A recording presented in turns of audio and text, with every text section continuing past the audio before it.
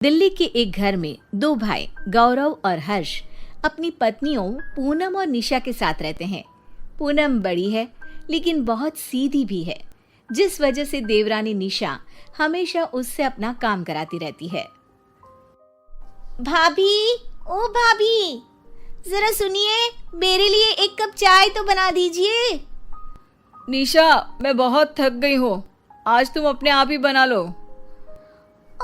माँ, ये पेट दर्द। भाभी, सुबह से पेट में बहुत दर्द हो रहा है, बस इसीलिए आपसे बोल दिया, नहीं तो खुद ही कर लेती।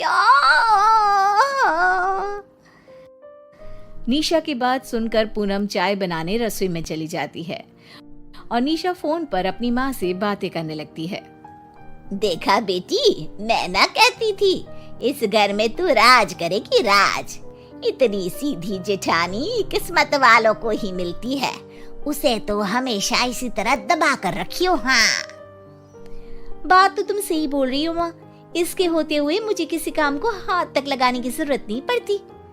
मेरी बेटी तो है ही रानी, और जब वहाँ पूनम है तो उसे भला कोई काम करने की क्या जरूरत। इतने में ही पूनम चाय लेकर कमरे के अंदर आ जाती है, जिसे देखकर निशा फोन काट देती है।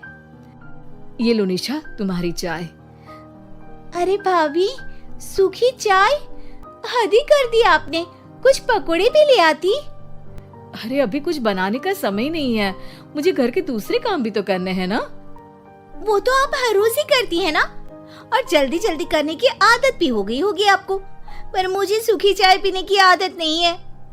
अच्छा ठीक है, रुको लाती हूँ मैं। जितनी देर में पूनम निशा के लिए पकोड़े लेकर आती है, तब तक हर्ष भी घर आ जाता है, जिसे देखकर निशा तुरंत उठ खड़ी होती है और पूनम के साथ प्यार का दिखावा करने लगती है। अरे भाभी, मना करते हुए भी कितना काम कर देती हैं। आप ना बस अब आराम से चाय पियो, बाकी काम मैं कर दूंगी। हाँ भाभी, निशा है तो आप बस उसे काम बताकर आराम किया करो। ये कहकर हर्ष वहाँ से चला जाता है, जिसके वापस जाते ही निशा एक बार फिर पहले जैसी हो जाती है। आपको तो बहुत सारा काम करना था ना भाभी, तो जाइए ना, करिए ना। इस तरह निशा पूनम से अपना हर काम कराती रहती। समय बीतता है। एक दिन पूनम की तबीयत बहुत ज्यादा खराब हो जाती है। अरे भाभी, अभी तक सो रही हैं? चलिए जल्दी मेरे लिए कुछ खाना बना दीजिए, बहुत भूख लग रही है। निशा, आज मेरी तबीयत ठीक नहीं है, तुम ही खाना बना लो। अरे क्या बात कर रही हैं? मैं ऐसा कुछ नहीं करने वाली। ऐसा बोलकर निशा कमरे से बाहर चली जाती है। ये सब क्या हो रहा है? निशा तुम पर इतना हुक्म क्यों चलाती है, और तुम उसकी हर बात क्यों मानती हो? क्योंकि मैं जानती हूँ कि आप हर्ष से कितना प्यार करते हैं, और ये भी पता है कि वो निशा की कोई बात नहीं टालता। इसीलिए मैं नहीं चाहती कि कहीं किसी बात पर निशा हर्ष को लेकर हमसे अलग हो जाए, वो आपको अच्छा नहीं लगेगा। तुम हम सब के बारे में कितना सोचती हो। हाँ, मैं हर्ष से बहुत प्यार करता हूँ, पर तुम्हारी इज्जत भी उतनी ही जरूरी है। पूनम और गौरव की ये बातें बाहर खड़ी निशा सुन लेती है। वाह, क्या चीज हाथ लगी है, इससे ये मुझे कभी किसी काम के लिए इनकार नहीं कर पाएगी। अब निशा पूनम से सारा काम कराने के साथ साथ कभी उसकी किसी ढील पर दोनों भाइयों के अलग करने की धमकी देना शुरू कर देती है। भाभी, जरा मेरे कमरे में भी झाड़ू लगा देना, बहुत गंदा हो रहा है। निशा, कम से कम अपना कमरा तो खुद साफ कर लिया करो। अगर आप यही चाहती है तो ठीक है, मैं इनसे अलग घर लेकर वहाँ रहने को कह देती हूँ। फिर अगर दोनों भाइयों के बीच दूरियां आ जाए ना, तो आप ही जानो। हाँ। निशा की धमकियां सुनकर पूनम चुपचाप सारा काम करने लगती है। गौरव और पूनम दोनों को निशा के व्यवहार का पता होता है, लेकिन वो हर्ष को कभी कुछ नहीं बताते। एक बार हर्ष किसी काम के लिए शहर से बाहर चला जाता है, जिसके जाते ही निशा पूनम को पहले से और ज्यादा परेशान करने लगती है। अब तो हर्ष भी घर पर नहीं है, किसी को कुछ पता नहीं चलेगा। ए, जल्दी कपड़े धो और जल्दी जल्दी घर की सफाई करना शुरू कर दे। नहीं, पूनम अब तुम्हारा कोई काम नहीं करेगी।